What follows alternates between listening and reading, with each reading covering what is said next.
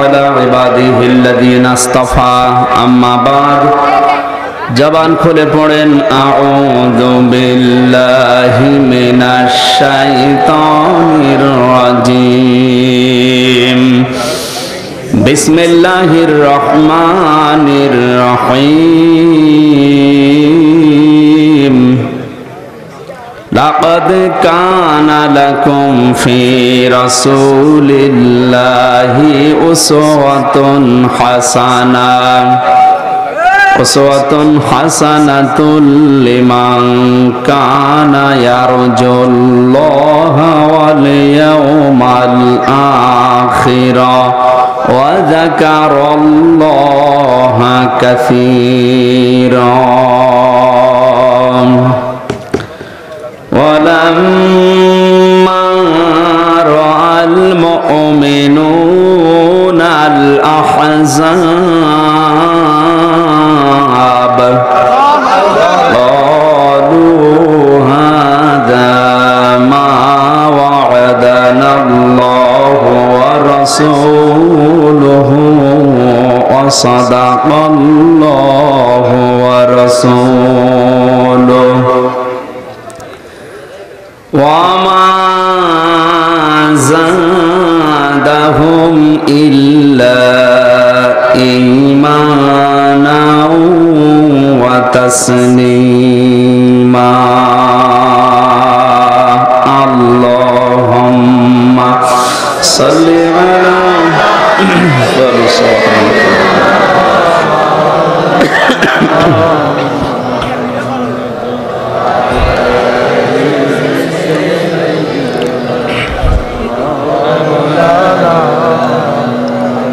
আলহামদুলিল্লাহ বাংলাদেশের ঐতিহ্যবাহী জেলা যশোর সদর থানার অন্তর্গত কেফায়েতনগর এলাকাবাসী কর্তৃক আয়োজিত ঐতিহাসিক সিরাতুন নবী সাল্লাল্লাহু আলাইহি ওয়াসাল্লাম মাহফিল সুনামধন্য সভাপতি বিশিষ্ট ইসলামী চিন্তাবিদ আলেমে দ্বীন মাওলানা আব্দুল হাই সিদ্দিকী আতালাল্লাহু উমরাহু ওয়া বারাকাল্লাহু ফি হায়াতি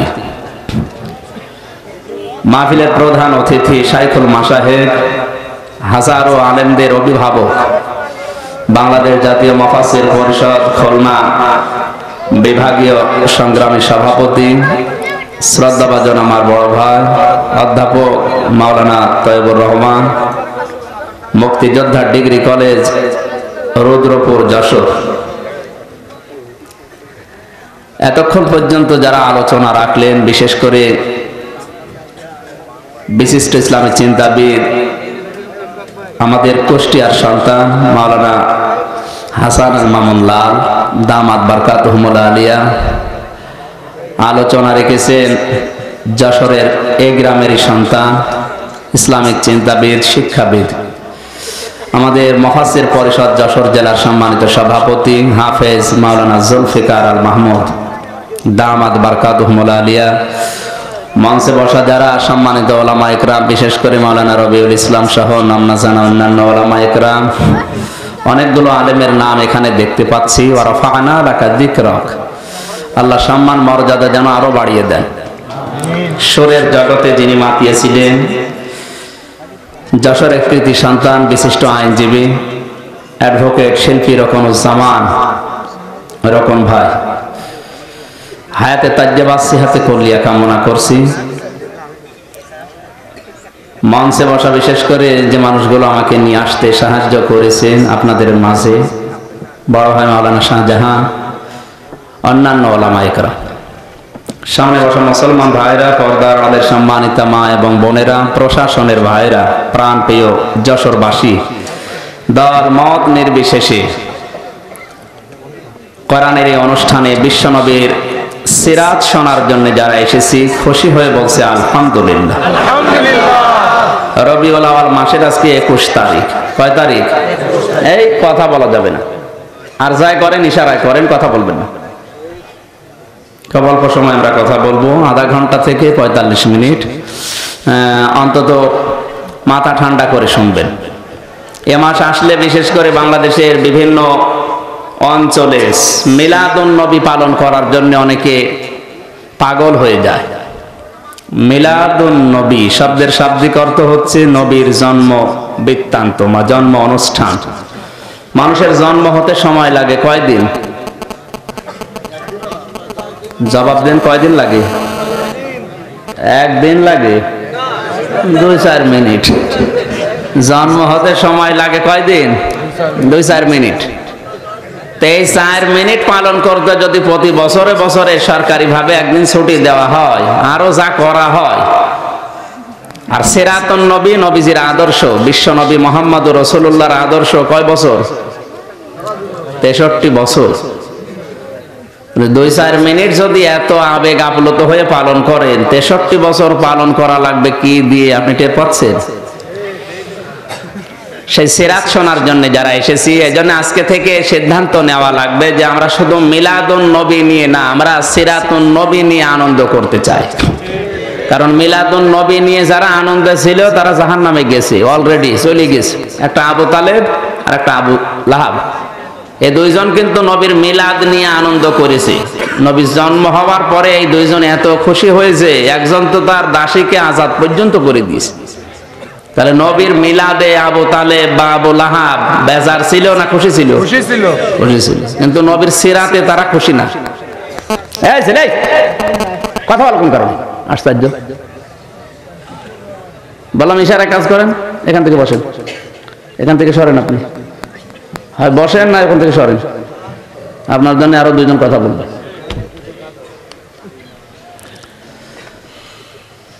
তাহলে যে দুইজন চাচার কথা বললাম, এগুলো গ্রাম সম্পর্কের চাচা না আপন চাচা? বলেন। এই দুইজনে আপন চাচা, তারা মিলাদ নিয়ে খুশি ছিল। দুইজনে জাহান্নামে অলরেডি চলে গেছে। তারা যে জাহান্নামে গেছে তার প্রমাণ হচ্ছে সায়াসলা নারন যাতা লাহাব। এই যে বক্তব্যের আগে আল্লাহ সিন দিয়েছেন, অতি শীঘ্রই তাদেরকে লেলিহান অগ্নিকুণ্ডে আমি আল্লাহ প্রবেশ করাবো না করিয়েছি? না না, সায়াসলা মোজারে, বর্তমান ভবিষ্যৎ, প্রেজেন্ট ফিউচার। তার মানে ওদেরকে আল্লাহ জাহান্নামে দেবে। নবীজি স্বপ্নে দেখেছিলেন যে জাহান্নামে অলরেডি ওনার চাচা আছে। মানে জাহান্নামের যে শাস্তি ওনার চাচা আবু তালেব বা আবু লাহাব দুইজনে অলরেডি পাচ্ছে, অথচ তারা নবীর মিলাদে খুশি ছিল। নবীর মিলাদে, নবীর মিলাদ মানে জন্মে। অপরদিকে আরো দুইজন চাচার কথা আমরা জানি, একজন আমির হামজা আর একজন হযরত আব্বাস রাদিয়াল্লাহু তাআলা আনহুমা। এই দুইজন নবীর জন্মেও খুশি ছিল, সিরাতেও খুশি ছিল। কথা বুঝতেছেন? এই দুইজন শুধু জন্মে খুশি না, তারা নবীর সিরাত পেয়েও খুশি ছিল। সিরাত পেয়ে খুশি হওয়ার যে কারণগুলো আমরা তাদের জীবন থেকে পেয়েছি। হযরত আমির হামজা রাদিয়াল্লাহু তাআলা আনহু, তিনি আবু জেহেলের মাথায় আঘাত করার পরে নবীজিকে কাবার চত্বরে এসে উরুর উপরে মাথাটা নিয়ে বলেছিলেন, ভাতিজা তোমাকে যে আঘাত করেছে আমি তার প্রতিশোধ নিয়েছি, তুমি খুশি? তিনি বললেন, চাচা আমি খুশি হতে পারলাম না। ওই দিনই আমির হামজা জানিয়েছে, ভাতিজা মোহাম্মদ তুমি যা করলে আজকে খুশি হবে আমি তাই করব। বিশ্বনবী ডাক দিয়ে বললেন, চাচা সত্যি কি আপনি আমাকে খুশি করতে চান? বলে হ্যাঁ। তাহলে আপনি আপনার আদর্শ বাদ দিয়ে আমার আদর্শ গ্রহণ করেন। ওই দিন আমির হামজা ডাক দিয়েছে, ভাতিজা মোহাম্মদ সত্যি আজকে তোমাকে আমি খুশি করার জন্য আমার বাপ দাদার আদর্শ ছেড়ে তোমার আদর্শ মেনে নিলাম। হযরত আমির হামজা যা ত্যাগ করতে পেরেছিলেন নবীর আদর্শ গ্রহণ করার জন্য, আজও যদি আমাদের ওরকম কিছু ত্যাগ করা লাগে, যদি ত্যাগ করতে পারেন আমির হামজার মতো, তাহলে সিরাতুন নবী অনুষ্ঠান সফল হবে ইনশাআল্লাহ। আমরা এই অল্প কথায় বুঝলাম শুধু মিলাদ নিয়ে, মিলাদ পড়ে আনন্দ করলে জাহান্নামে যাওয়া লাগবে, কিন্তু পাশাপাশি যদি নবীর মিলাদেও খুশি হয়ে সিরাত পেয়ে যদি আপনি খুশি হতে পারেন, আপনি জান্নাতে যাবেন। তার প্রমাণ হযরত আমির হামজা। উনি যে জান্নাতে যাবে ওনার নামের শেষে আছে রাদিয়াল্লাহু আনহুম। আল্লাহ বলেন রাদিয়াল্লাহু আনহুম ওয়া রাদওয়ান যালিকা লিমান খাশিয়া রাব্বা। আমি আল্লাহ তাদের উপরে রাজি হয়ে গেছি না রাজি হয়ে যাব? রাজি হয়ে গেছি। রাদিয়া মাজিদ সিগা, আমাদের উপরও আল্লাহ যেন রাজি হয়ে যায় নবীজির সিরাত অনুসরণ করার মাধ্যমে। যেহেতু রবিউল আউয়ালের 21 তারিখ চলে যাচ্ছে, মাসটা দেখতে দেখতে আমরা যদি শুধু ইয়া নবী সালাম আলাইকা পড়ে ছেলে জিলাপি খিচুড়ি খেয়ে শেষ করে দিয়ে এর হক আদায় হবে না। এর হক আদায় করতে হলে আপনাকে নবী জন্ম নিয়ে যা করেছিল তাই করা লাগবে। বিশ্ব নবী এ মাসে জন্ম নিয়ে সর্বপ্রথম সিরাত ইবনে হিশাম হয়েছে। হালিমাতুস সাদিয়া রাদিয়াল্লাহু তাআলা আনহা তিনি বলেন, আমি ওই সময়ও মুশরিকা, মুমিন হয়নি। ওই সময় মোহাম্মদকে আমিনার কোল থেকে যখন তুলে নিলাম বুকে, প্রথমে স্তন দিলাম ডান স্তন তিনি পান করলেন, পরে বাম স্তন দিলাম, তিনি মুখ বের করে নিলেন। হালিমা রাদিয়াল্লাহু তাআলা আনহা বলেন, আমি তিনবার মোহাম্মদকে আমার স্তন দিয়েছি, 3 বারই সে বের করে দিয়েছে।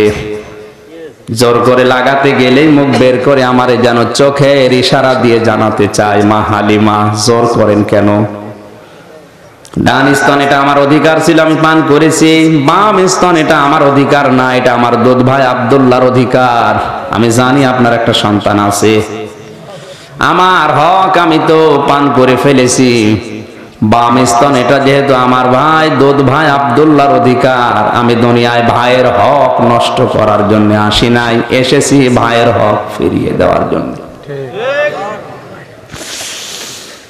যশোরবাসী যেই নবী মায়ের কোলে বসে এই রবিউল আউয়াল মাসে জন্ম নিয়ে ভাইয়ের হক ফিরিয়ে দেয়, নষ্ট করে না, সেই নবীর উম্মত এখন আমরা যারা দাবি করছি, যত বড় হচ্ছি তত ভাইয়ের হক নষ্ট করার জোর হচ্ছি। এই ভাই বলতে শুধুমাত্র মায়ের পেটের ভাই না, আল মুসলিম ও আখুল মুসলিম, নবীজি বলেন প্রতিটি মুসলিম কি ভাই ভাই। তাহলে এই দেশে এখন ৯৬% মুসলমান একে অপরের কি? এটা খালি টুপি দেখে দেখে বলেন। যারা ইসলাম মানবে, আত্মসমর্পণ করবে, ঈমান আনার পরে এই মানুষগুলো মুসলিম, এরা আমার ভাই। এই ভাইয়ের প্রতি বিশ্বনবী যে অধিকার ফিরিয়ে দিলেন, আমি মুসলিম, আমার প্রতি আমার আর এক ভাইয়ের অধিকার আছে না নেই? কয়টা? 6টা। একজন মুসলমানের উপরে আর একজন মুসলিম অধিকার রাখে কমপক্ষে 6টা। 1 নম্বরে তারে দেখলেই সালাম দেওয়া লাগবে। তো এখন এইটা আর মুসলমানের ভেতরে নেই। এখন সালাম দেওয়ার আগে দেখে টুপি কিরকম, কি রবিউল আউয়াল আপনি পালন করছেন। সালাম দেওয়ার আগে আপনাকে দেখতে হবে যে লোকটা মুসলিম কিনা, নাকি টুপি দেখবেন কয় কলি, না লম্বা টুপি না ছেঁড়া টুপি, এটা দেখা যাবে? আমি হেদায়েতমূলক কথা বলছি, আশা করি আপনার জ্ঞানের যে দরজা আছে বদ্ধ দোয়ার খুলে যাবে ইনশাআল্লাহ। 2 নম্বরে, সে যদি মারা যায় তার জানাজায় আপনাকে হাজির হওয়া লাগবে। আজ আমরা জানাজায়ও হাজির হই সব দলীয় কায়দায়। মাইকিং শোনার পরে দেখি কোন দল করত। আপনি রবিউল আউয়ালে যদি এতটুকু অন্তত ছাড় দিতে না পারেন যে কি মিলাদ দেন আপনি, আমি বুঝি না। এরপরে সে যদি দাওয়াত দেয় তার দাওয়াত গ্রহণ করা লাগবে। এই দাওয়াত বলতে শুধু খাওয়ার দাওয়াত না, ও যদি ইসলামের দিকে দাওয়াত দেয় অবশ্যই আপনাকে তার ডাকে সাড়া দেওয়া লাগবে, এটা তার অধিকার। আজ আমরা ইসলামের দিকে ডাক দেওয়ার কারণে হাজারো ভাইয়ের প্রতি এমন মনোভাব দেখাচ্ছি, এমনকি বাংলাদেশের যে অবস্থা এখন করোনার দোহাই দিয়ে আরো বেড়ে গেছে। কোন জিনিস যেখানে থাকা দরকার ছিল ওটা ওই জায়গায় না রেখে অন্য জায়গায় রাখলে তার উপরে ওটা জুলুম হয়। ওটা কি হয়? জুলুম হয়। আমার টুপি থাকা দরকার মাথায়, একে যদি পায়ে রাখি তাহলে টুপির উপরে কি জুলুম করে।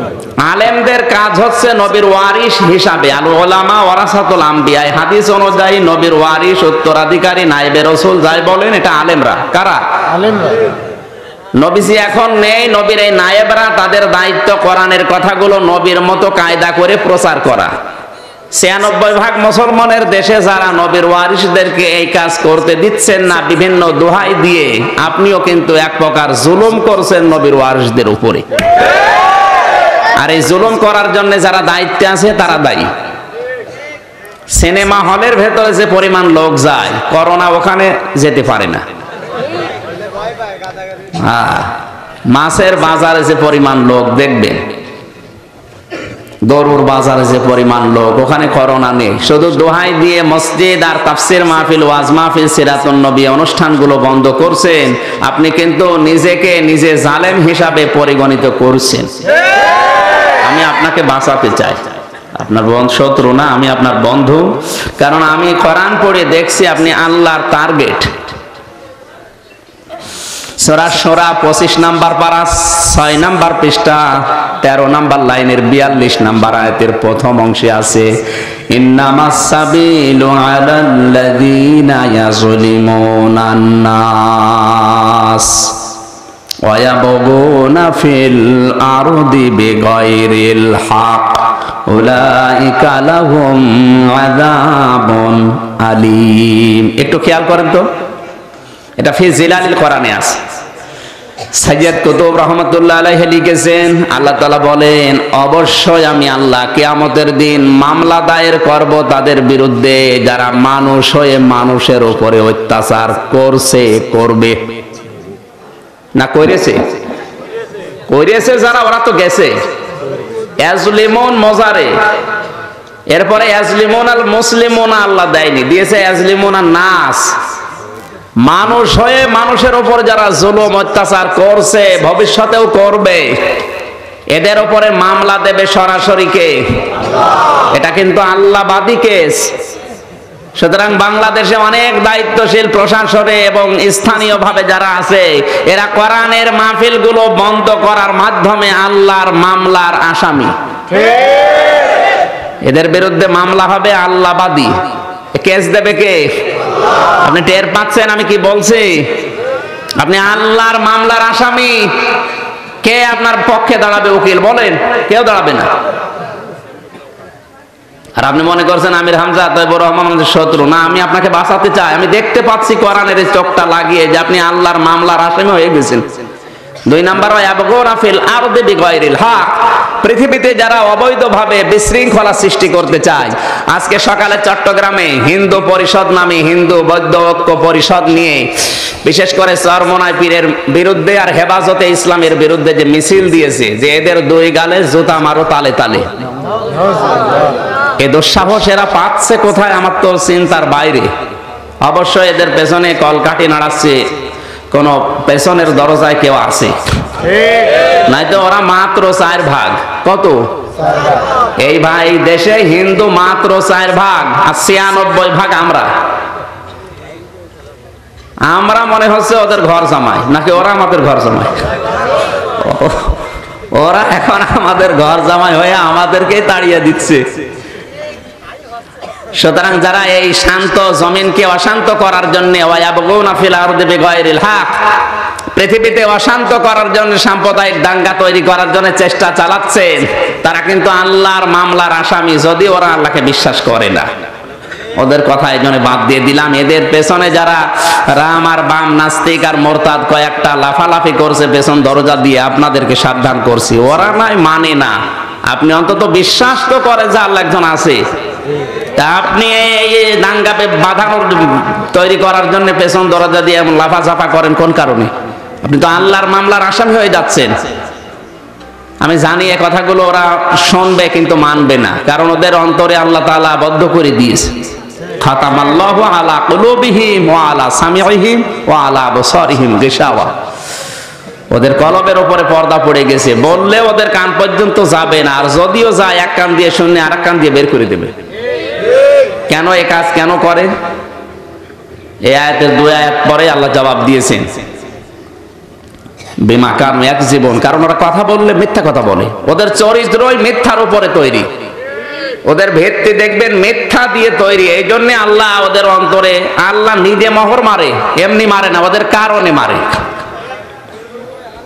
আবু জাহেল যেদিন মারা যায় সেই দিন ও কিন্তু বলছিল, কে আমার এই গলা দেশে ছুরি চালাচ্ছে, কি যিনি চালাচ্ছিলেন, যিনি আব্দুল্লাহ ইবনে মাসউদ রাদিয়াল্লাহু তাআলা আনহু। বললেন আমি। গলাটা একটু বড় করে কাট, মানুষ যেন দেখে বোঝে যে নেতার মাথা। মরে যাচ্ছে, শয়তানের তেজ কমছে না। আজও এই দেশে এরকম শয়তান কিন্তু আছে, মরে যায় তাও টক শোতে ওর তেজ কমে না। সুতরাং যারা মানুষ হয়ে মানুষের উপরে জুলুম করে, করছে, করবে এবং অন্যায়ভাবে পৃথিবীতে বিশৃঙ্খলা তৈরি করার জন্য, এ দুনিয়াকে গরম করার জন্য চেষ্টা চালায়, এদের বিরুদ্ধে মামলা দেবে সরাসরি আল্লাহ নিজে। আপনি আল্লাহবাদী কেস, আল্লাহবাদী মামলার আসামি হয়ে অলরেডি বসে আছেন। এই জন্য আলেম যারা কথা বলতে চায়, এদেরকে যদি কথা বলার পরিবেশগুলো উন্মুক্ত করে না দিয়ে আরো বন্ধ করে দেন, আপনি কিন্তু জালেম। টুপি মাথায় না রেখে পায়ে দিলে যেমন টুপির উপরে জুলুম হয়, আলেমদের কথা বলতে না দিয়ে পরিবেশগুলো আরো বন্ধ করে দিলে আলেমদের উপরে জুলুম হয়। আলেমদের উপরে জুলুম করলে, তাদের কষ্ট দিলে কি হয়?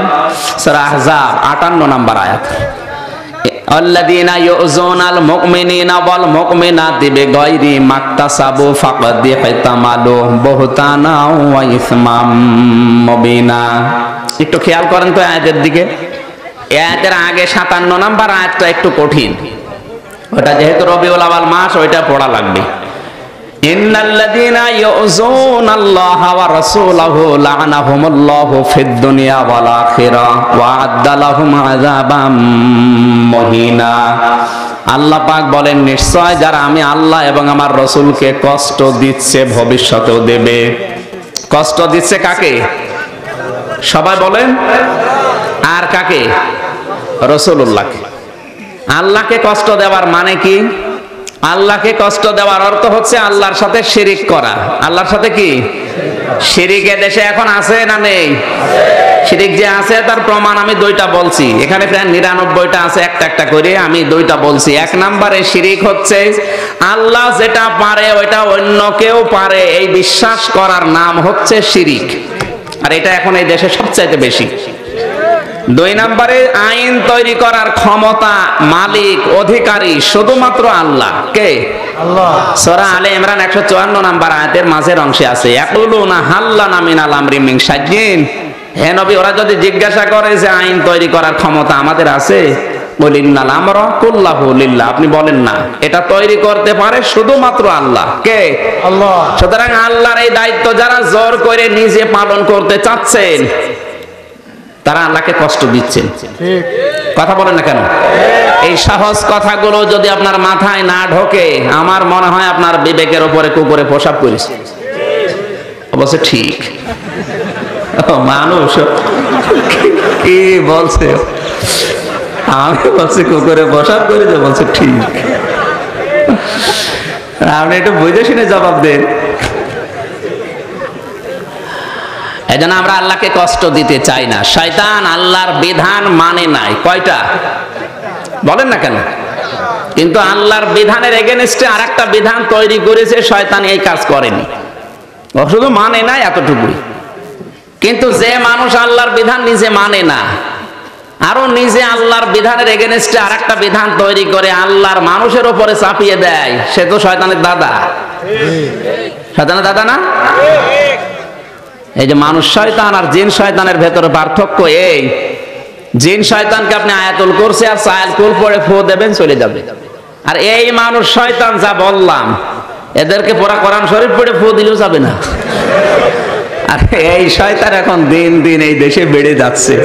যশোরে যদিও নেই, আছে মানে যশোরে বেশি। আজ 2 বছরও মানে ঢুকতে দেয় না। শয়তান যশোরে নেই, শয়তান আছে, তার প্রমাণই এইটা। শয়তান আছে তার প্রমাণ হচ্ছে প্রধানত 7টা। 1 নম্বরে শয়তানের যে সমস্ত চিহ্নগুলো, শয়তান 1 নম্বরে শয়তানের চিহ্ন ও অহংকারী হয়। কি হয়? অহংকারী। সবাই বলেন, যারা আছে তাদেরকেও মানুষই মনে করে না। শয়তান আল্লাহর বিধান পাওয়ার পরে যদি ওই সময় সেজদা দিত, আল্লাহ ওরে মাফ করে দিত। ও সেজদা তো দেয়নি, আরো আর্গুমেন্ট পেশ করেছে যে আমি বড় ও ছোট। এই যে বড়ত্ব, নিজের ভেতরে আমিত্ব, এইটা আল্লাহ পছন্দ করে না। এই জন্যই তো মানুষকে আল্লাহ সেজদার ব্যবস্থা করেছে দিনে রাতে মিলে। কয়বার? 5 বার। সেজদা দিয়ে আগে বল যে আমি কিছু না। অথচ এই সুযোগটাও মানুষ আজ কাজে না লাগিয়ে সেজদাও দেয়, কিন্তু চেয়ারে এরকম বসে চেয়ারে দিস। চেয়ারে নামাজ পড়া কোথায় পেয়েছেন আপনি ভণ্ডামি? আপনি যদি দাঁড়িয়ে নামাজ পড়তে ব্যর্থ হন, তাহলে আপনি বসে পড়বেন।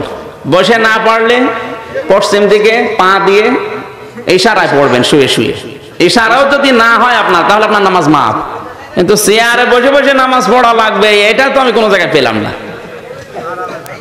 চেয়ারে নামাজ পড়লে দুইটা ক্ষতি হয়। এক নম্বরে আপনার দ্বারা কাঁটা আর বাঁকা হয়ে যায়, কথা বুঝতেছেন? দ্বিতীয় নম্বর, আল্লাহ যেটা চায় ওইটা হয় না। আল্লাহ চায় আপনি যেন ছোট হবেন, আর আপনার ভাব কি, ওরে বাবা, না, এটা বন্ধ করা লাগবে। যে সমস্ত মসজিদে চেয়ার আছে, কাবা শরীফের ইমাম বান্দার বালিলি কয়েকদিন আগে উনি ঘোষণা দিয়েছে, কাবার ইমাম এবং মসজিদে নববীরও ইমাম। উনি বলেছে যদি কোনো জায়গায় চেয়ার পান মসজিদে ভেঙে ফেলবেন। কিসের চেয়ার?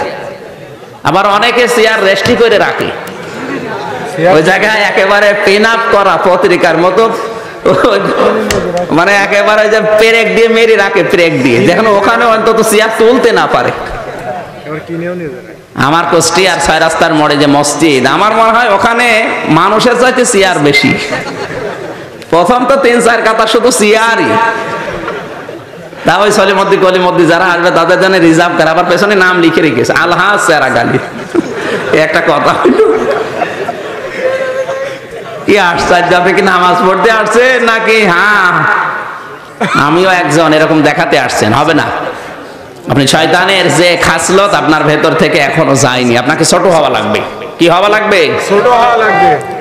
যারা নিজেদেরকে বড় মনে করবেন এদের ভেতরে শয়তান আছে, এদেরকে শয়তান দখল করে রেখেছে। এখন যে শয়তান দখল করে রেখেছে এর প্রমাণ কি? আপনি এখন বাড়িতে যেয়ে, এই যে রবিউল, মাওলানা রবিউল যদি বাড়িতে যেয়ে দেখে ওর বউ ওকে গালি দিচ্ছে, কুকুরের বাচ্চা, ও তো খুব ভালো লাগবে নাকি? হ্যাঁ, রাগ হবে না? না, রাগও হওয়ার কথা না। ও যদি জ্ঞানী মানুষ হয়, অন্তত কুকুরের বাচ্চা নাম শুনলে ও রাগও করবে না। ও চিন্তা করবে তো মাওলানা তৈয়বুর রহমানের সে ভাইয়ের মেয়ে, এ তো ভদ্র ঘরের মেয়ে, এ তো আলেমা, এ গালি দেয়, এ তো গালি দেওয়া সম্ভব না। অবশ্যই এর জিনে ধরেছে। কিসে ধরেছে? কারণ স্বাভাবিক অবস্থায় আমি যে মেয়ে নিয়ে এসেছি, এই মেয়ে আমারে গালি দেওয়া সম্ভব, মুখের উপর মুখ তুলে কথা বলে না, আর আমার গালি দিচ্ছে, ও এখন আর স্বাভাবিক নেই। ওরে কিসে ধরেছে? মানুষ হওয়ার পরও যে মানুষগুলো নিজেদের ভেতরের অহংকার দূর করতে পারেন না, বুঝবেন আপনি আর মানুষ নেই, আপনাকে শয়তানে দখল করে ফেলেছে। দ্বিতীয় নম্বর, শয়তান চিনতে হলে গুণ হচ্ছে শয়তান অপচয় করে বেশি। কি করে? ইন্নাল মুবাজ্জিরিনা কানু ইখওয়ানাশ শায়াতিন ওয়া কানা শাইতানু লিরাব্বিহি কাফুরা। অবশ্যই শয়তান যারা তারা অপচয় করে, অপচয়কারীরা শয়তানের ভাই। কি? সুতরাং অপচয় যারা করছেন, এই অপচয় বলতে শুধু টাকা পয়সা না, অনেক কিছু এর ভেতরে শামিল। মোবাইল ব্যবহার করার সময়ও অপচয় হয় অনেক কিছু, সময়, সম্পদ, মেধা। কথা বুঝতেছেন? যারা মোবাইলে, ফেসবুকে, ইন্টারনেটে, ইউটিউবে টিউবম্যাট চালাতে গিয়ে আজ ওয়াইফাই লাইন নিয়ে এই সমস্ত বিষয়গুলো নষ্ট করছেন, আপনি কিন্তু শয়তানের ভাই হিসাবে পরিগণিত হচ্ছেন।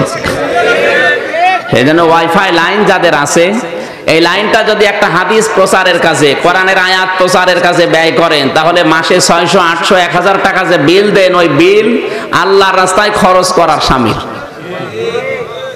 মেশকাত শরীফের হাদিস, নবীজি বলেন 3টা খরচের হিসাব আল্লাহ কিয়ামতে নেবে না। তার ভিতরে 1 নম্বরে যারা পরিবারস্থ লোকদের জন্য খরচ করবে, ওই টাকার হিসাব আল্লাহর কাছে দেওয়া লাগবে না।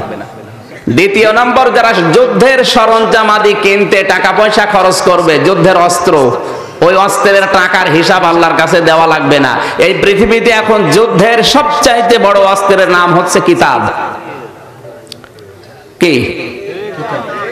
কিতাব কিনতে, জ্ঞান অর্জন করতে যে টাকাগুলো ব্যয় হয়, ইন্টারনেট আপনি ব্যবহার করবেন জ্ঞান অর্জনের জন্য। কিসের জন্য?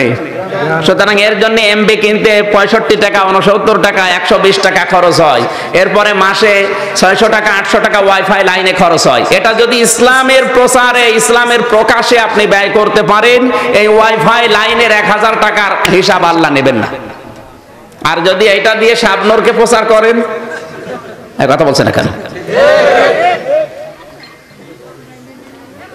ওরাও যেভাবে কাজ করছে ওইটা উল্টিয়ে ইসলামের পক্ষে কাজে লাগাবেন। ওয়াইদু লাহুম মাসতাতাতুম মিন কুওয়াতি ওয়া মির রিবাতিল খায়ল। আল্লাহ তাআলা বলেন, হে নবী, আপনি মুসলমানদেরকে বলেন ইহুদি খ্রিস্টান মুশরিকরা ইসলাম ধ্বংস করার জন্য যেটা কাজে লাগায় ওইটা উল্টিয়ে যেন আপনার উম্মতেরা ইসলামের পক্ষে কাজে লাগায়। আজ ওরা মিডিয়াকে ব্যবহার করে ইসলাম ধ্বংস করার জন্য যা করছে, মিডিয়াকে আজ ইসলামের পক্ষে কাজে লাগিয়ে ইসলামের প্রসার আরো বাড়ানো লাগবে। অলরেডি এখন ইসলাম মিডিয়ার কারণে আমার মনে হয় এখন অবৈধ কাজ কারবারের চাইতে ইসলামের দখলে এখন মিডিয়া অলরেডি চলে এসেছে। এটাকে আরো বেশি বাড়ানো দরকার। যারা ফতোয়া দেন, এই ফতোয়া এখন বাদ দেন। ওরা যেটা করে উল্টা পাল্টা, আজকে 2 দিন আগের রিপোর্ট, বাংলাদেশ থেকে কয়েকটা চ্যানেল নিষিদ্ধ হয়েছে অলরেডি, তার ভেতরে স্টার জলসা, স্টার প্লাস। অনেকে আলহামদুলিল্লাহ পড়িয়েছে, না এখন পড়ার দরকার নেই, কিন্তু আজকের সকালের রিপোর্ট হচ্ছে ভারতের স্টার জলসা, স্টার প্লাস বাদ, কিন্তু এই দেশের নায়ক নায়িকা দিয়ে এখন স্টার জলসা তৈরি করা হবে। ওদের চাইতে এরা কি আরো ভালো? কি অবস্থা এদের! এই যে বিশেষ করে বাংলাদেশে সবচাইতে এখন নেকেট নায়িকা পরিমণি, নাম শোনেননি? হ্যাঁ, সবচাইতে বেশি ডিমান্ড এখন এই মহিলার। এর কাপড় চোপড় কম, এই জন্য ডিমান্ড বেশি।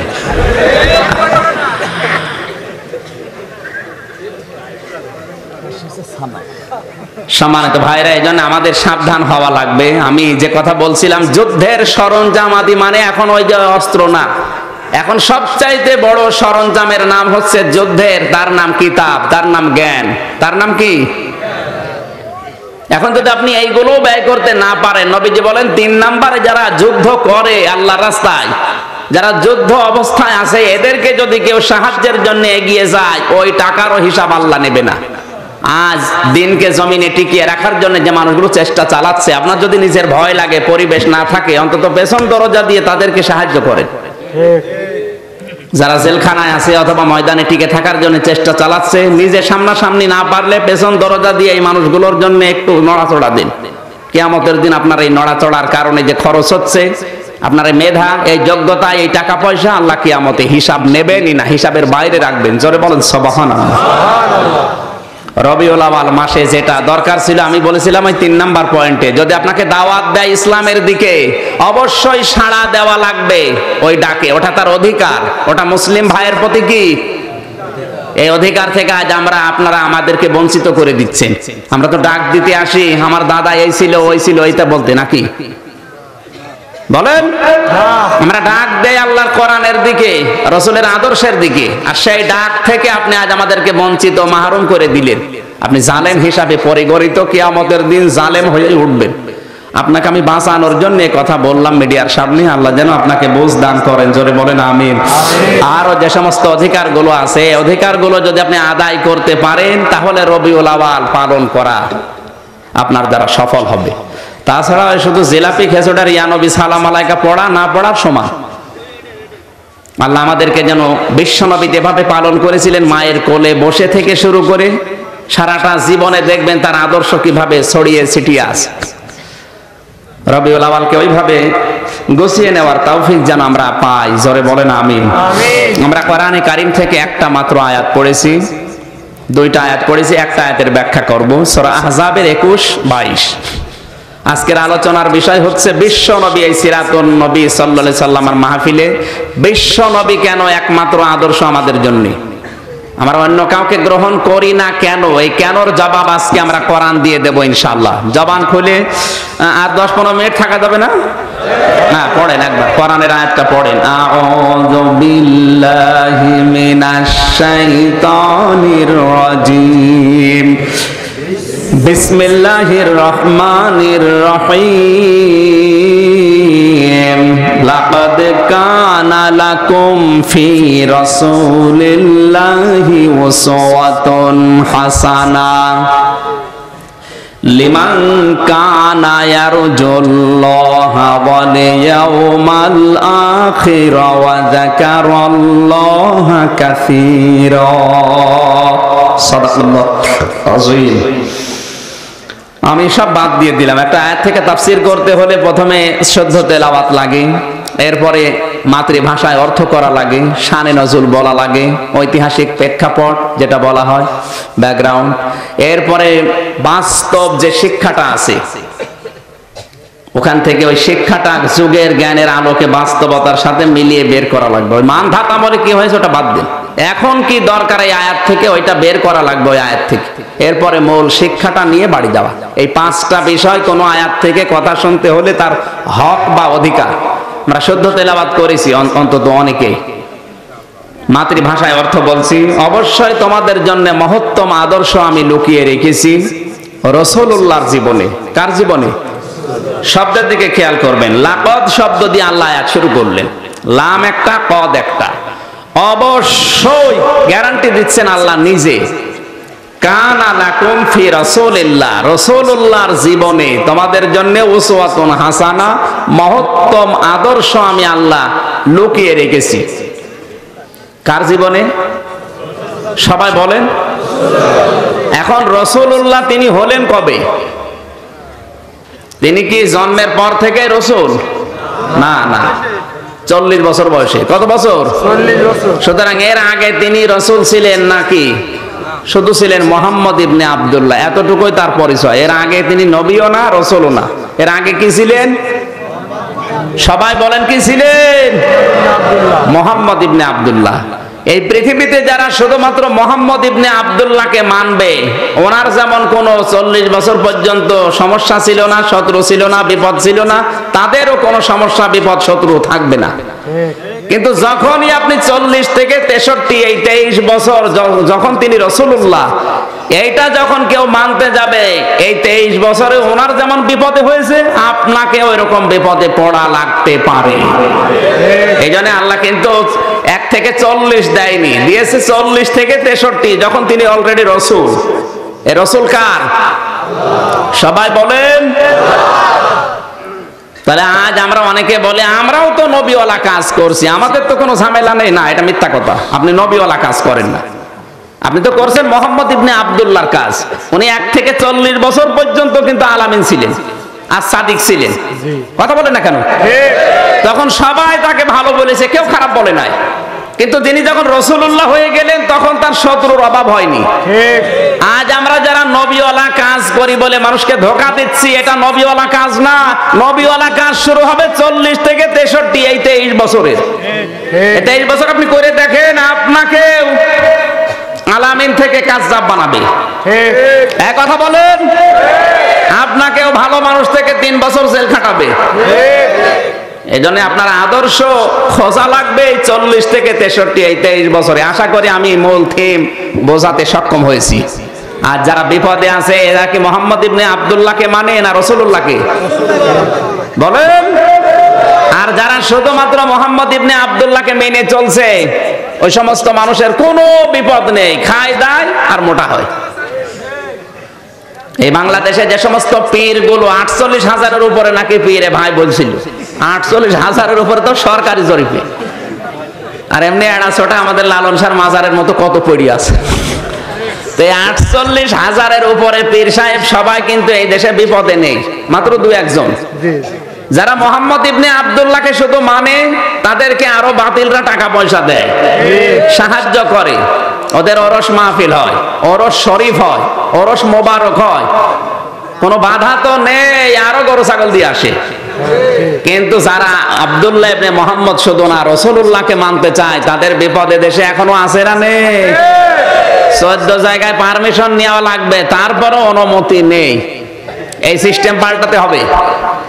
এই সিস্টেমের পরিবর্তন চাই বাংলাদেশে। আমরা মুফাসসির পরিষদ, বাংলাদেশ মুফাসসির পরিষদের পক্ষ থেকে আল্লাহর জমিনে আল্লাহর কোরআনের তাফসীর করতে অনুমতি নেওয়া লাগবে। তোমার মতো নাপাক মানুষের কাছে কিসের অনুমতি? এই অনুমতি আমরা আর নিতে পারি না। কথা বলেন ঠিক কিনা? কোরআনের জন্য এই ময়দানকে ওপেন করা লাগবে। রাজি আছেন না নেই? কিসের অনুমতি নেওয়া লাগবে আপনার কাছে? আর অনুমতি চাইতে গেলে যদি দেয় তাও তো ভালো, দিতে তো চাই না, আরো বন্ধ করা যায় কোন কায়দা, সে রাস্তা করবে।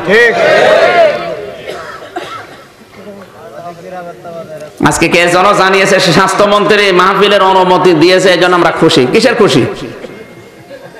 কোরবানির চাঁদ দেখে যদি কোরবানির গরু আনন্দ করে, ও কি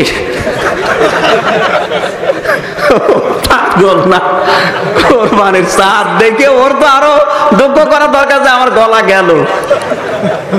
আজ অনুমতি নিয়ে তাফসীর মাহফিল করা লাগবে, তাও ৯৬% মুসলমানের দেশে। এটা কি ইন্ডিয়া নাকি? বলেন, তাফসীর মাহফিলে যদি অনুমতি নেওয়া লাগে ৫ জনের কাছে, পূজা করতে অন্তত এই দেশে ৫০ জনের অনুমতি নেওয়া লাগবে। কারণ আমরা ৯৬%, ওরা ৪%। এক কথা বলেন।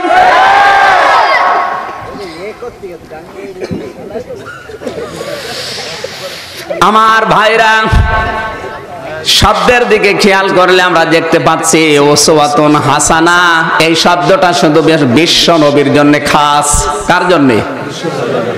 শুধুমাত্র বিশ্ব নবী বাদ দিয়ে পৃথিবীর কোন মানুষ উসওয়াতুন হাসানা না, সে যে ফেরেশতাই হোক।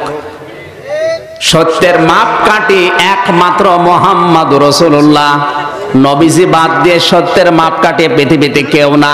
যদি হতো তাহলে নবী বিদায় হজের দিন বলে দিতেন, আজকে আমি এই যে ১,১৪,০০০ সাহাবীর সামনে বক্তব্য দিচ্ছি, আমি বিদায় নেওয়ার পরে 2টা জিনিস তোমাদের জন্য রাখলাম, একটা কিতাব আর একটা সুন্নাহ। বলেননি? ওই সময় কিন্তু আবু বকর পাশে ছিল, হযরত ওমর ছিল না? তিনি কি বলতে পারতেন না আমি বিদায় নিলাম, এই যে আবু বকরকে রেখে গেলাম? অথচ তিনি জান্নাতের গ্যারান্টি প্রাপ্ত মানুষ, তারপরও তিনি নাম বলেননি। আর দেশে অনেক পীর এখন মারা যাওয়ার আগে ছেলেকে চেয়ারে বসে বলে যে গদ্দি নসীন পীর রেখে গেলাম। ওটা গদ্দি নসীন শয়তান। কিসের গদ্দি নসীন পীর? নবীজি যদি বলে আমি বিদায় নিলাম, আল্লাহর কিতাব আর আমার সুন্নাহ রাখলাম, তা আবু বকরের নাম বলেননি, ওমরের নাম বলেননি। আর তোমার ছেলের নাম তুমি বলে যাও, ওকে জান্নাতি মানুষ। এক কথা বলেন না কেন? কথাগুলো যদিও নরম ভাষায় বলছি, কিন্তু অনেক দূর যাচ্ছে। চিন্তা ভাবনা করেন, কার পেছনে আছেন আন্দাজে? বিশ্ব নবীর মতো মানুষ, যাকে উসওয়াতুন হাসানা শুধু একমাত্র বলা যায়, তাছাড়া পৃথিবীতে কেউ না। আর এই উসওয়াতুন হাসানা হিসাবে নবীকে পাবে কারা? তাদের 3টা গুণ থাকা লাগবে। রবিউল আউয়াল মাসে সিরাতুন নবীর অনুষ্ঠানে এই 3টা গুণ যদি আপনি অর্জন করতে না পারেন, নবীকে আপনি আদর্শ পাবেন না। আর নবী যদি আপনার আদর্শ না হয়, বিনা হিসাবে বিনা বিচারে আপনি জাহান্নামী ফতোয়া দিয়ে দিলাম, যান। কারণ মরণের পরে যে 3টা প্রশ্ন, তার 3 নাম্বার প্রশ্নই হবে মান হাজার রজুল, এই লোকটা কে ছিল। সুতরাং নবীজিকে যদি দুনিয়ায় কেউ আদর্শ না মানে, ও যে জান্নাতে যাবে না, এইটাই তার প্রমাণ। কথা বলেন না কেন? আর ভাই, দ্বিতীয় প্রশ্নটা বলেছিলেন অমাইয়াবতাকে গয়রাল ইসলামি দীনান ফালা ইকবালা মিন। দুনিয়ায় যারা ইসলাম বাদ দিয়ে অন্য কিছু মানবে, ওদের জীবনের কোনো ইবাদত তো কবুল হবেই না, আর ওরা আখেরাতে ক্ষতিগ্রস্ত হবে। কোথায়? আখেরাতে যদি কেউ ক্ষতিগ্রস্ত হয়, দুনিয়াও ঠিক থাকবে? উনি দ্বিতীয় নম্বর প্রশ্ন দিয়েছিলেন। আমি লাল ভাইয়ের আলোচনা শুনি নাই, কিন্তু মোবাইল করার সময় আমি মাওলানা শাহজাহান ভাইয়ের কাছে মোবাইল দিয়েছিলাম। ওই সময় উনি রব সম্পর্কে কিছু কথা আমার কানে এসেছে। তাহলে প্রথম প্রশ্নটা শুনেছেন, দ্বিতীয়টা শুনলেন, 3 নাম্বারটা বললাম। বিশ্ব নবীকে বাদ দিয়ে অন্য কাউকে যদি কেউ আদর্শ দুনিয়ায় মানে, সে যেই হোক, ওরা আল্লাহ বিচারও করবে না, হিসাবও নেবে না। বিনা হিসাবে বিনা বিচারেও জাহান্নামে যাবে। আল আদাবুল মুফরাদ, বুখারী শরীফ লেখার আগে ইমাম বুখারী এই কিতাবটা লিখেছেন। আল আদাবুল মুফরাদ 6 নাম্বার হাদিসের 6টা পয়েন্ট আছে ওখানে। ওর 3 নাম্বার পয়েন্ট এটা, যারা নবী বাদ দিয়ে অন্য কাউকে কিয়ামত পর্যন্ত আদর্শ মানবে, ওদের আল্লাহ বিচার করবে না, হিসাবও নেবে না। মরণের পরে বিনা হিসাবে বিনা বিচারে জাহান্নামে। এদেশে এখন এই প্রকার মানুষ নেই। আপনি যে আমাকে শত্রু মনে করছেন, আপনাকে আমি বাঁচাতে চাই। এখন আসেন, বিশ্ব নবী কেন একমাত্র আদর্শ? এখানে আমি প্রায় 13টা পয়েন্ট পেয়েছি। আল্লাহর নবী আমাদের একমাত্র আদর্শ হওয়ার পেছনে কারণ হচ্ছে আমরা অন্য কাউকে মানতে চাই না। আপনি পিটালেও আমরা মানবো না। কেন? কারণ আপনি যাদেরকে মানেন তাদের জীবন আপনার কাছে পরিষ্কার না, কিন্তু আমি যাকে মানি তার পুরা 63 বছর আমার কাছে পরিষ্কার।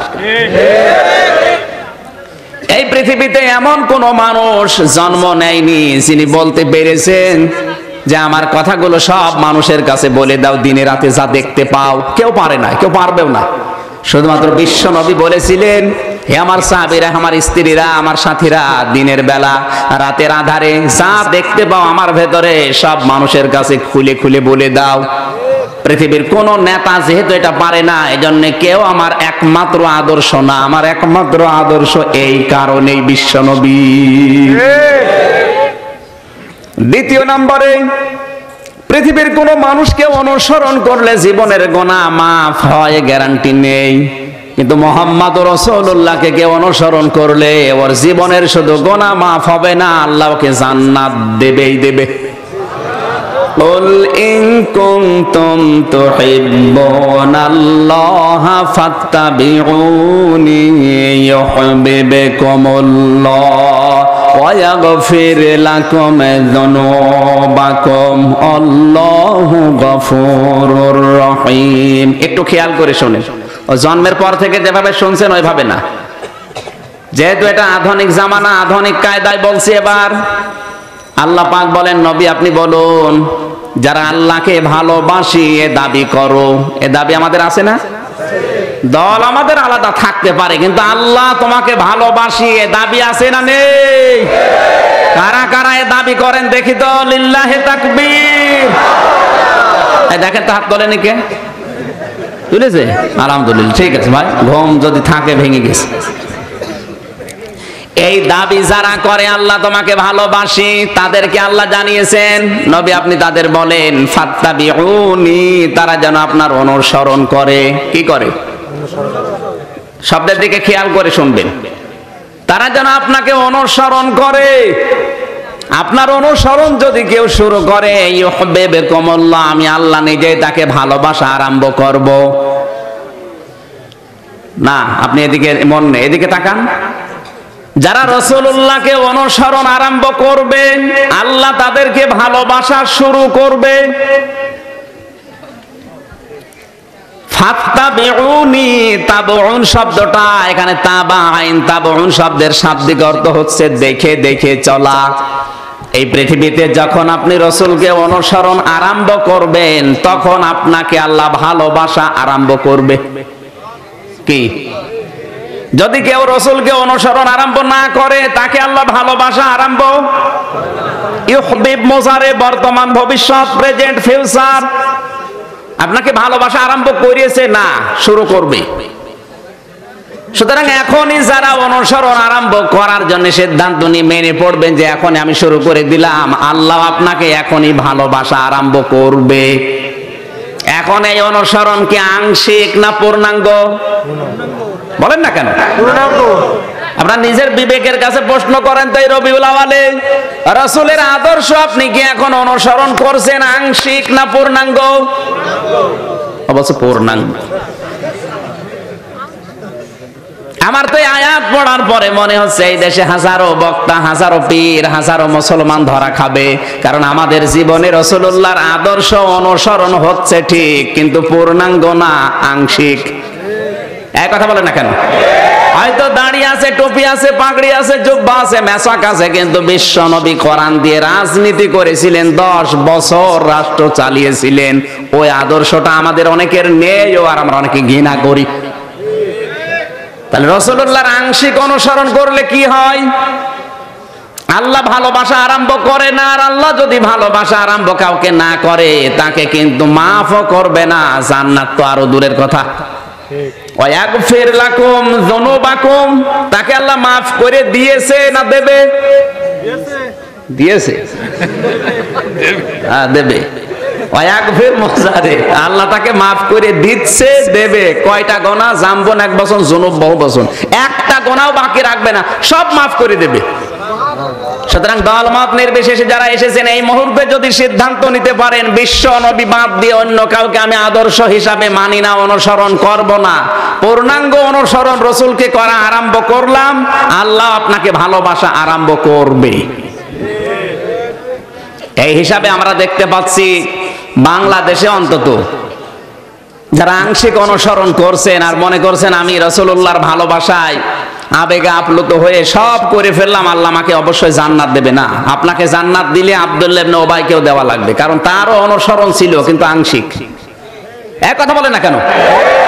সে আপনি নামাজ পড়েন মাওলানা তৈবুর রহমানের পেছনে, আর ও নামাজ পড়তো সরাসরি রসুলের পেছনে।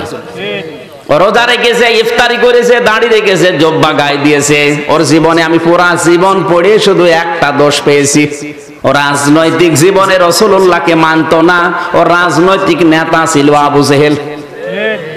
এই একটা মাত্র কারণে যদি আল্লাহ ওরে জাহান্নামে দেয়, তার অনুসরণ কিন্তু একেবারে কম না। যা বলতো রসুল সঙ্গে সঙ্গে তাই মেনে নিত, কিন্তু একটা জায়গায় মানে নাই। কারণ অনুসরণ জীবনে এক জায়গায় না করে যদি ও জাহান্নামে যায়, তা আপনি কি কোন ধান্দায় আছেন আমি তো বুঝতে পারলাম না। এরপরে শুধুমাত্র এক জায়গায় না, কেউ যদি কোনো মানুষকে কোন মানুষ যদি জানে যে লোকটা জালেমের, পরও যদি ওই জালেমের সাথে চলাফেরা করে, ওঠা বসা করে, ওর সাথে লেনদেন করে, সম্পর্ক রাখে, হাদিসের শেষ অংশ হচ্ছে ফাকাদ খারাজা মিনাল ঈমান আও ইসলাম, সেজন্য ঈমান থেকে ইসলাম থেকে বের হয়ে গেল। জোরে বলেন নাউজুবিল্লাহ। সূরা আরাফের 8 নাম্বার পারা 20 নাম্বার পৃষ্ঠা 3 নাম্বার লাইনে 83 নাম্বার আয়াতে পাবেন এই তথ্যটা। আসরের নামাজের সময় দুইজন ফেরেশতাকে আল্লাহ পাঠিয়ে দিলেন, যাও হুদ নবী আলাইহিস সালামের কাছে এসে বললেন, আল্লাহর নবী আপনার উম্মত যারা আছে আহাল পরিবার সবাইকে নিয়ে এখান থেকে চলে যান, মাগরিবের পরে আল্লাহর গজব আমরা নাযিল করব এখানে। ফাআনজাইনাহু ওয়া আহলাহু ইল্লা মারআতাহু কানাত মিনাল গাবিরিন। কিন্তু সাবধান, আপনার স্ত্রীকে নেবেন না। প্রশ্ন আসতে পারে, হুদ নবীর স্ত্রীর চরিত্র খারাপ ছিল না? পৃথিবীর কোন নবীর স্ত্রীদের চরিত্র, মেয়েদের চরিত্র খারাপ ছিল না, কারণ কোন হারাম রক্তের ভেতরে আল্লাহ পবিত্র রক্তকে প্রবেশ করার নাই। আজ বিশ্ব নবীকে ফ্রান্স গালি দিয়েছে এমনিতে না, পৃথিবীর জরিপ হচ্ছে 228টা রাষ্ট্রের সবচাইতে বেশি অবৈধ সন্তান জন্ম দিয়েছে পৃথিবীতে ফ্রান্স, কারণ বিয়ের আগে এদের জন্ম বেশি হয়। বিয়ের আগে যদি জন্ম হয় ওটা কি বৈধ না অবৈধ? আরে অবৈধ তালিকায় পৃথিবীতে 1 নম্বরে আছে ফ্রান্স। যারা অবৈধ হয়ে দুনিয়ায় আসে ওদের 9টা কোয়ালিটি আছে। সূরা কলমের ভেতরে 10 থেকে 19 নাম্বার আয়াত পর্যন্ত আছে। যারা অবৈধ সন্তান এদের 9টা কোয়ালিটি আছে, গুণাগুণ আছে আল্লাহ দিয়েছেন এখানে। 1 নম্বরে ওরা নবীকে সহ্য করতে পারে না, নবীকে গালি দেয়। ফ্রান্স যেটা করেছে আমরা বুঝলাম ওটা অবৈধ সন্তান ওগুলো। আরে অবৈধ সন্তানদের পক্ষে যারা অবস্থান নেবে, সাপোর্ট করবে, ওরাও এক প্রকার অবৈধ। ফেরেশতারা এসে যখন বলেছে আপনার স্ত্রীকে নেবেন না, অথচ তার স্ত্রীর চরিত্র কিন্তু খারাপ না, নবীর স্ত্রী, তাও জলিলুল কদর নবী হযরত লূত আলাইহিস সালাম। একটাই মাত্র কারণ আমি পেয়েছি যতগুলো তাফসীর পড়ে পড়ে, মুফাসসিররা সব একমত, লূত নবীর স্ত্রীর চরিত্র ভালো ছিল, খারাপ ছিল না। তার স্ত্রীকে আল্লাহ ধ্বংস করে জাহান্নামে দিয়েছেন একটাই মাত্র কারণ, সে ভালো ছিল, তার চরিত্র খারাপ ছিল না, কিন্তু সে চরিত্রহীনদেরকে সাপোর্ট করত। নিজের চরিত্র ভালো, চরিত্রহীনদের সাপোর্ট করার কারণে একজন নবীর স্ত্রী যদি জাহান্নামে যায়, আজ আপনি কোন পর্যায়ে আছেন আপনার বিবেককে প্রশ্ন করেন, বলেন। আমি আর নিচে নামলাম না। এরপরও যদি কেউ না বোঝার ভান করে থাকেন, এ ওয়াজ মাহফিলে তার কাজ হবে না, ওর বাকারি শরীফ লাগবে। বাকারি শরীফ হবে, বুখারী শরীফ তো বলছি, আপনার তো কাজ হচ্ছে না, এই জন্য আপনার লাগবে বাকারি শরীফ। তাহলে বিশ্ব নবী একমাত্র আদর্শ হওয়ার 2 নম্বর কারণ কি? পৃথিবীর কাউকে অনুসরণ করলে জীবনের গুনাহ মাফ হয় এ গ্যারান্টি নেই, কিন্তু নবীকে অনুসরণ করলে এই অনুসরণ কি আংশিক না পূর্ণাঙ্গ?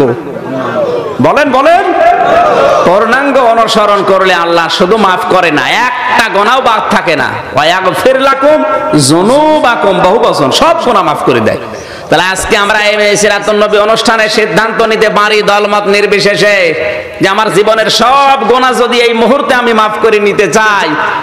মাওলানা তৈবুর রহমানের বয়স মনে করেন 50 বছর, আমার বয়স এখন 30 বছর। এই 30 বছরে 50 বছরের অপরাধ সব যদি মাফ হয়ে যায়, ওই মাফ করা জায়গাটা আল্লাহ ফাঁকি রাখবে না।